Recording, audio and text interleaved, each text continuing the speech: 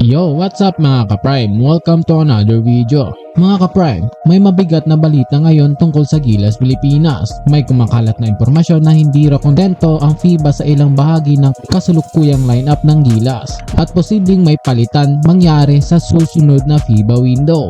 Ngayon, aalamin natin bakit may pressure galing sa FIBA, anong klase ng players ang posibleng maapektuhan, at sino ang tunay na deserve sa Gilas Final 12. Plus, pag-uusapan natin ang Latvia, training at Japan B-League na tila susi sa long-term plan ng SBP. Kung sulit ka sa Gilas, huwag kang aalis. Simulan na natin.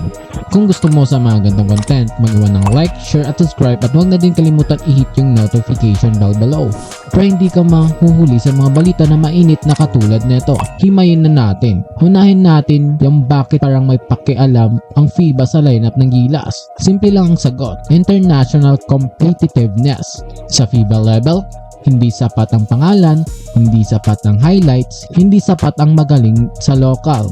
Ang tinitignan ng FIBA ay kaya mo bang sumabay sa bilis, kaya mo bang dumapensa ng tuloy-tuloy, kaya mo bang gampanan ang role mo sa loob ng sistema. Kaya tignan nyo ang ibang bansa. JP Japan, puro B-League system base.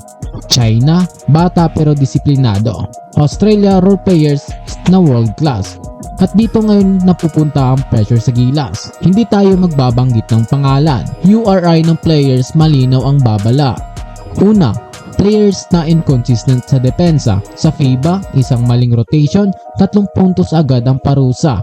Ikalawa, players na hirap sa switch defense at spacing.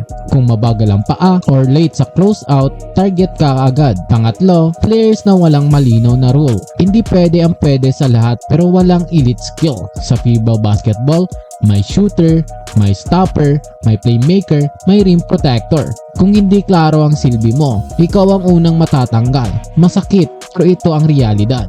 Ngayon, punta tayo sa magandang balita. Sino ang bagay sa Gilas Final 12? Una, two-way players, kayang umi-score pero mas importante kayang dumepensa.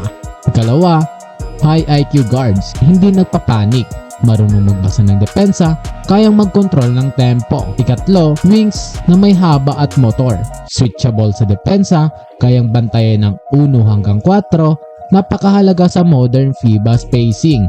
Ikaapat o panghuli, tunay na big man, hindi kailangan ng scorer, kailangan ng rebounder, screen, protect the paint. Ito ang blueprint ng modern Gilas, hindi palaging sikat pero panalo sa sistema. Punta naman tayo sa Latvia and Japan B-League. Hindi aksidente ang Latvia training at Japan B-League exposure. Sa Europe, lalo na sa Latvia, mas physical, mas disiplinado, mas mataas ang basketball IQ. Kapag ang player ay nakasanay sa Latvia, ibig sabihin kaya niya ang FIBA level, kaya niya ang pressure, kaya niya ang sistema. At sa Japan B-League naman, malaki ang imports, mabilis ang guard, disiplinadong sistema. Kaya mas may edge ngayon ang players na may Europe exposure, Japan B-League experience.